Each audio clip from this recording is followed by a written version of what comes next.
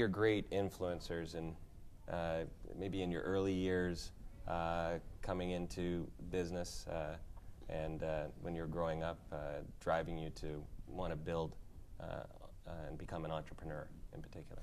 Well, for me, it was definitely my dad, and I'm a big proponent of the theory that your biggest influences happen in the first 10 years of your life. So here's a guy that got off the boat from the UK with 40 pounds in his pocket and a grade 8 education, and got to work and made something of himself without a lot of helping hands.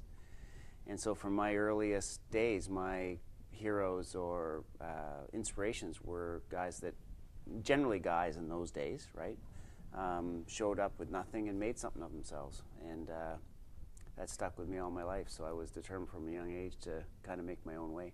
Was he involved in building his own business? Yep. Yeah. What industry was he? Well, he was pretty good with math, so he knew how to keep a set of books.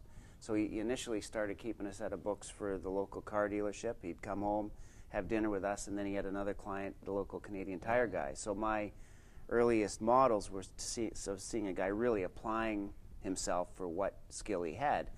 General Motors noticed him, long story short, offered him a franchise, and he pulled a couple of his buddies together and scraped the money together, and they financed you in those days, so that was a start. Fantastic. How about yourself, Jim? I think the biggest influence are both my parents, my mother and dad, and I say this because my dad was a older gentleman when he got married. He was 37, my mother was 20, and there was quite an age difference in that at that time as well. He was more of an influence on me in the fact of how you treated people. My mother gave me the softness, probably, that if there is a softness in your business world, that she gave me, and always was the person that brought me down to another level. You know, if I thought I was getting high and mighty, she could give me a phone call or whatever, and she lived till 90. Moms are good for that. They were good for that. Yeah. And it was amazing because, and I think people that influenced me over my life it's not just been one or two people. They were the first of my interests that kept me in the straight and narrow. My dad was a businessman in the fact he was a barber, and he owned his own store, and he had another guy working with him, and then we owned our own building. He was to the old days, and you maybe remember some of this, but the days of no credit. You didn't buy anything until you had the cash to buy it. So, and your families were always and I say that because that was an influence with him, that was the most important thing in his life, is his families. I had some instructors that I look back and say they changed my whole life.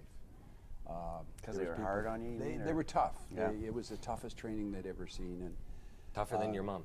Tougher than my mom. Wow. Actually, in those days, they used to say, "Why don't you go home to your mommy?" You know? Yeah. It was such a difference in how they made your street strong is what they wanted to do. Right. So the tougher they were in training, the better off you were in the street. And but the influence that came to me after were people that I met in the business world that were unbelievable to me. My partner today that I've had for 40 years. So those are the people that really influenced me. Yeah. Relationships that stand the test of time, right? And exactly. Plus, he's never had a bad haircut. I was going to say. Yeah, exactly.